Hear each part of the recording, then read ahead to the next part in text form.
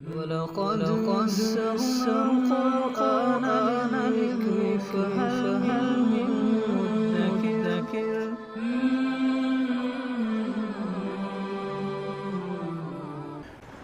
سورہ اعراف آیت نمبر 1۔ اعوذ باللہ من الشیطان الرجیم، بسم اللہ الرحمن الرحیم۔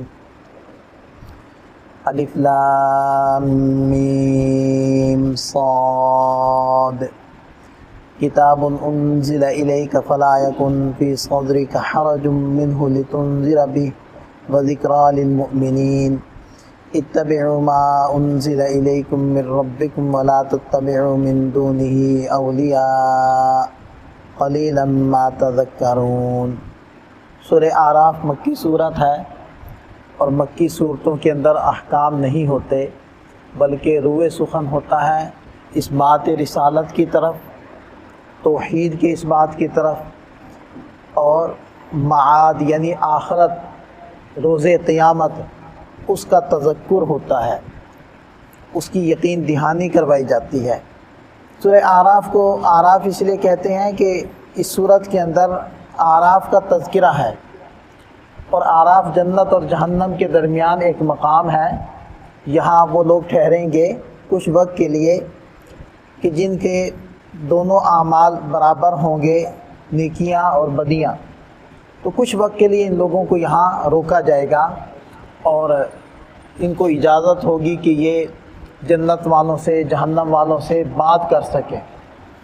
اور قرآن کریم میں ایک اور جگہ ایک دیوار کا تذکرہ ہے، بسور لہ باب، کہ جنت اور جہنم کے بیچ میں ایک دیوار ہوگی جس میں ایک دروازہ بھی ہوگا، اور اہل جنت اہل جہنم سے بات کر سکیں گے، اور ان کو احساس دلائیں گے کہ یاد کرو جو ہم تمہیں یہ باتیں کہا کرتے تھے کہ اللہ کو مان لو، اس کی مان لو، جنت اللہ کی بنائی ہوئی ہے، اس پر یقین کرو، اور سزا کے لیے اللہ نے قید خانہ بنایا ہوا ہے، اس چیز کا یقین کر لو۔ تو ان کو احساس دلائیں گے اہل جنت۔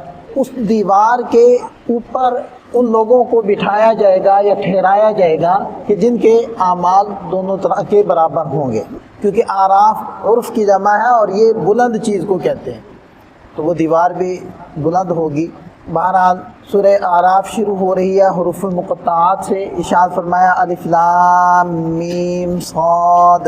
حروف مقطعات یہ اللہ اور اس کے رسول حضرت محمد صلی اللہ علیہ وسلم کے مابین ایک راز ہے، اس کا معنی امت کو نہیں بتلایا گیا، کیونکہ اس سے متعلق کوئی احکامات نہیں ہے، کوئی عملی چیز نہیں ہے، اس لیے اس کی وضاحت ضروری نہیں قرار دی گئی، اور اللہ کے رسول کے درمیان اس کو راز رکھا گیا۔ تو اس کا ہم ترجمہ کرتے ہوتے ہیں اللہ اعلم بمرادی، اس کی مراد اللہ تعالیٰ ہی بہتر جانتے ہیں، اور جو بھی اس کی مراد ہے وہ حق اور سچ ہے، ہم اس کے اوپر یقین رکھتے ہیں، اس کو یقینی تصور کرتے ہیں، البتہ اس کھود کرید کے اندر نہیں پڑتے کہ اس کی کیا مراد ہے۔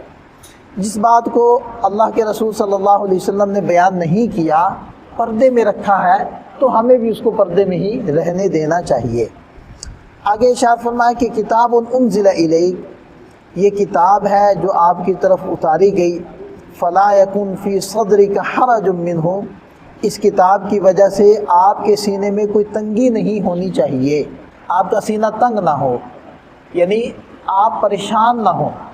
نبی پاک صلی اللہ علیہ وسلم اکثر پریشان ہو جاتے تھے کہ یہ لوگ میری بات کیوں نہیں مان رہے، حق کے دلائل بالکل واضح ہیں، پوری ہمدردی دل سوزی کے ساتھ ان لوگوں کو حق کی بات بتائی جا رہی ہے، پھر بھی یہ لوگ ماننے کے لیے تیار نہیں۔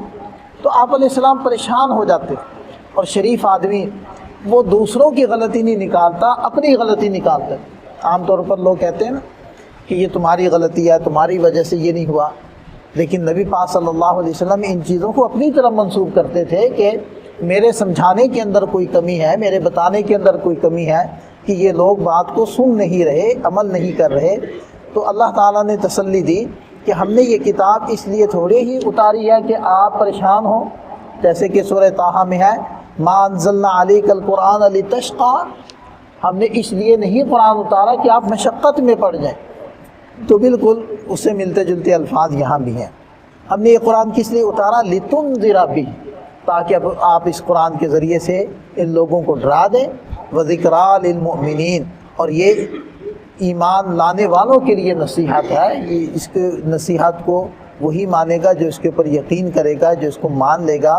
تو بس آپ کے ذمے تو یہ ہے، آپ احسن انداز میں ان کو بتلا دیجئے، کوئی مانتا ہے یا نہیں مانتا آپ سے ان کے بارے میں پوچھ نہیں ہوگی۔